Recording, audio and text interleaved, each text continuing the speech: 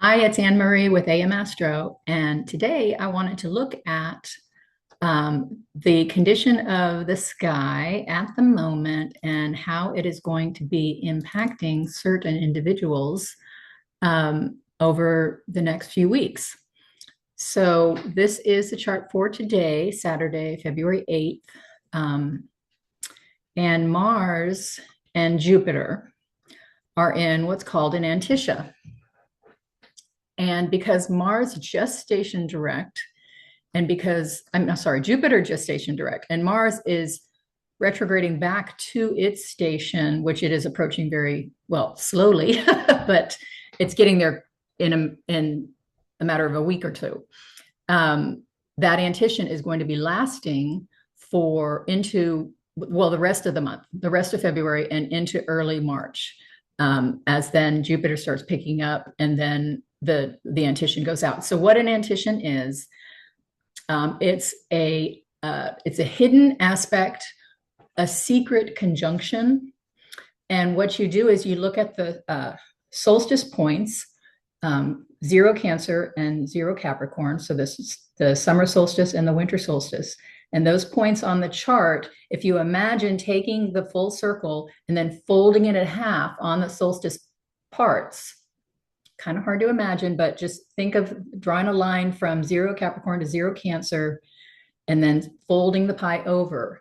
Then whatever is in, say 18 Cancer folds over onto 11 Gemini, because it's like a mirrored reflection. And the two numbers, the 2 degrees, will add up to 30, which will get them back to the 0 point of 0 Cancer or 0 Capricorn. And so 18 and 11 is 29 and then some change. And so that's within that 30 degrees, because the 0 Cancer is the foldover point. So hopefully that makes sense. But it's a hidden conjunction. And so we're combining these energies and we're looking at the dignities that each of these planets have in the signs that they're in. And so I've talked numerous times about Jupiter is in a mess. Now, at least it's not retrograde anymore, but it is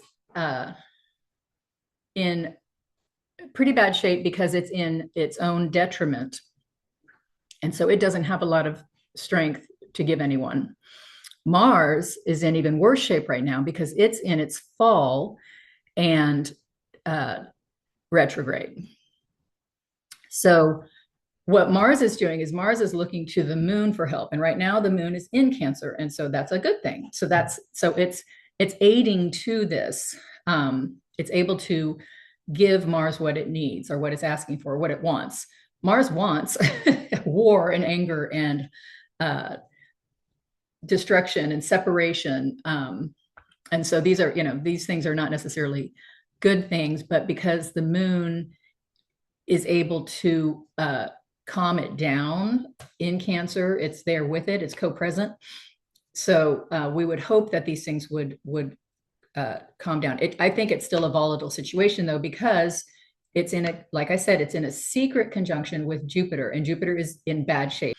What's going to be worse, I think, is when the moon cannot help Mars. And so I'm going to animate this.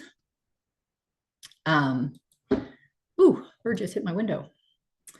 So I'm going to go out a couple of weeks when the moon goes into Capricorn, which is the moon's detriment. And what you'll notice now is Mercury has gone into Pisces. So this is a very volatile situation because Jupiter is reporting to Mercury, which rules Gemini. And now Mercury is in not only just its detriment, but also its fall. Jupiter is in its own detriment, reporting to Mercury, who's in its detriment and fall. Mars is in Cancer, reporting to the moon in its fall, and Mars is in its fall. And this is just a bad situation. But let's look at this Donald Trump and where it's hitting him. This becomes very interesting because in his natal chart, he has Jupiter stationing direct at 17 Libra, Well, Mars will be stationing direct at 17 Cancer in an exact square to his Jupiter. Because of this square tension and because he has a day chart, Mars is the malefic out of sect. So Mars is a very difficult planet for him. Even it's a strong planet because he has it on his ascendant, but it's also the most difficult planet for him.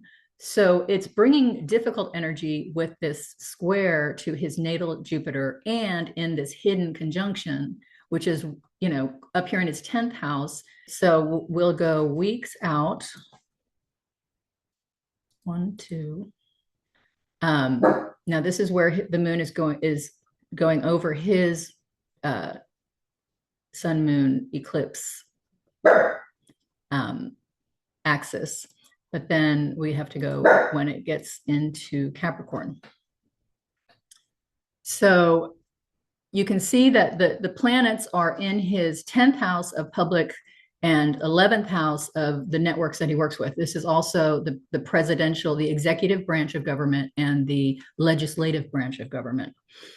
And they rule his 9th house of foreign, Mars rules the 9th house of foreign relations, and the 4th house of home and family and foundation, and also the rebels, the people that are against you. Jupiter rules it's also there in the 4th house, and it rules, like I said, the 8th house of stress and death. And so these things are going to get pulled into his situation. And then again, like I said, see this square, 17 degrees stationing in Cancer and 1727 stationing. That's a very volatile situation there. I would say that this could very possibly be a do or die situation. Things are going to get more problematic over the next couple of weeks, but it looks like it's going to climax at a situation where Donald Trump is faced with the reality, having to make a decision on reality and choosing, facing judgment, facing truth, because Jupiter being the law and rulership, and also his house of death. So anyway, that I am recognizing that this could be a very impactful event for the world, or an impactful energetic magnification, volatile situation, Mars, Jupiter. So hope not. I'm going to start doing something positive here. Okay. That's why I'm doing my sports things, is just trying to think of something positive in this world of chaos. So right now, thanks for watching, and we will see you soon. Bye-bye.